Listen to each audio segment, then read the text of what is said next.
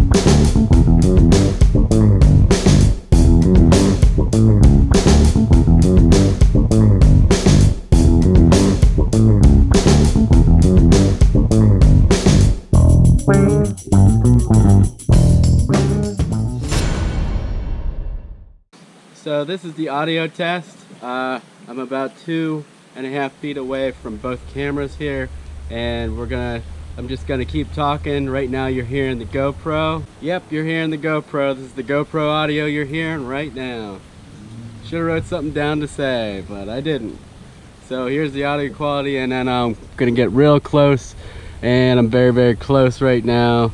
Annoyingly close to the GoPro. Okay, now I'm talking to the Firefly. This is the Firefly audio, and in both cameras you should be hearing the stream. That's about 10 feet away here, and that's intentional to see how much background noise it's actually picking up. And now I'm going to get really close to the Firefly, and this would be, you would never really get this close, but this would simulate like the loudness. The D fisheye before with it off. Linear mode on the GoPro. The D fisheye before with it off. D fisheye on the Firefly.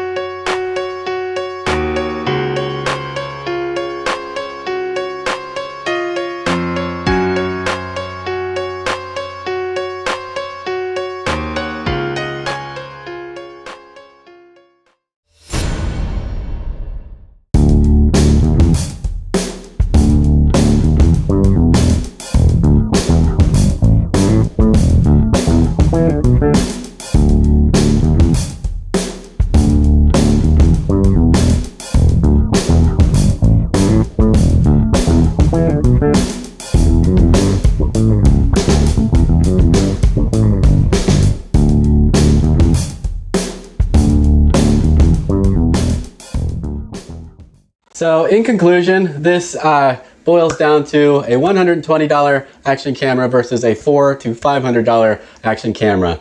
So there's going to be some trade-offs. Sometimes you get something that's a real bang for the buck and there's either no difference or the cheaper item is actually better. So without too much rambling, who is this camera for? This camera is for like a college student or maybe a high school student, someone just getting into vlogging, someone who just wants to document everyday things, maybe birthday parties and stuff like that, in a small package without investing too much. Do I think $120 is a good deal? Yeah, you're darn right. I think $120 is still a steal for this camera. I think they could probably sell it for close to $200 for what it actually does and all the features. Gearbest wanted me to determine where the gap is, where it falls in the market between the low end and the high end. And in my personal opinion, the high end for action cameras would be GoPro. In my opinion, this lands right in the middle of the road because the color is decent. The audio is actually way better than the GoPro in my opinion.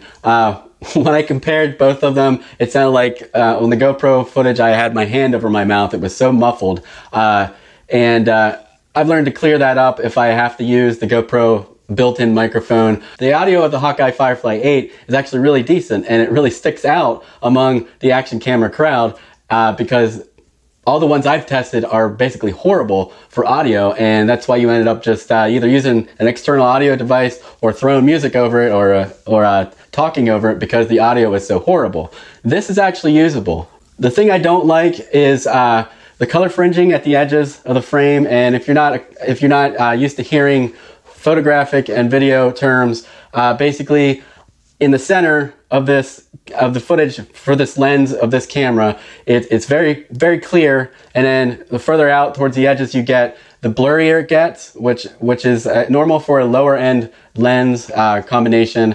If you're just using this camera casually and you just want a small, nice, affordable option, this is definitely the camera. If you want to mix this footage with other footage from a mirrorless camera, a video camera, a DSLR, whatever else you may use, it's gonna stand out. I noticed the D-fisheye, I didn't seem to see a difference. I had to check 3 times to make sure I had actually turned it on. And once I got on the computer and compared them, I still didn't see a huge difference, even though I was in one of the lower resolutions where it should be getting rid of the fisheye. I didn't really notice a huge difference. So the reasons that I would personally choose the GoPro over the Firefly 8 are because I want to be able to mix it with other footage. The edge-to-edge sharpness and the chromatic aberrations almost don't exist with GoPro. The linear mode is a big deal to me. As far as stabilization, they were both about the same. I noticed that they were both hardly doing anything as far as, like, I was trying to carefully walk, but when I looked at the footage, I was wishing that I was using a gimbal. So it is what it is. Electronic stabilization is just okay. It's better than nothing at all. So Gearbest, thank you so much for offering this up for me to try out and do a review. If you like this video, please give it a thumbs up.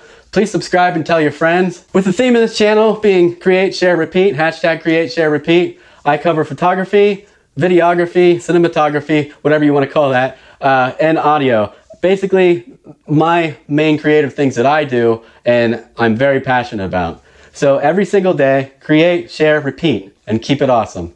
See you next time.